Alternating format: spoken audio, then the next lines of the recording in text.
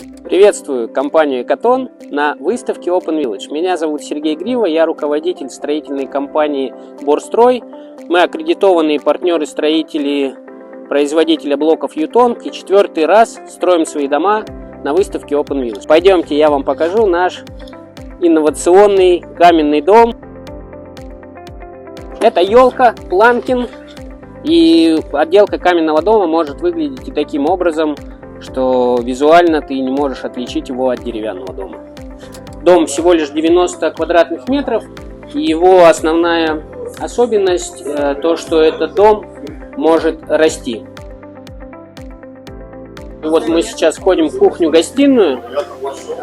Философия этого дома заключается в том, что при модуле 60 градусов половина дома отдается под общественное пространство для того, чтобы вся семья в выходные была вместе вот в этой кухне-гостиной. Меня зовут Быков Виталий, руководитель учебного центра, школа профессионалов, ну теперь уже Исткульт. Раньше был Ютонг, теперь Исткульт. Стена из кирпича просто будет дороже по какой причине? Сам кирпич, он плотнее, чем газобетон.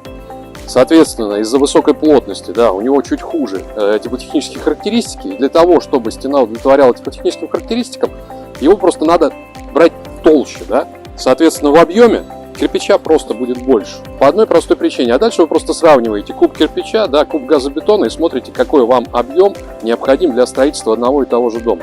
И у вас всегда будет получаться при одинаковых теплотехнических характеристиках кирпича будет больше.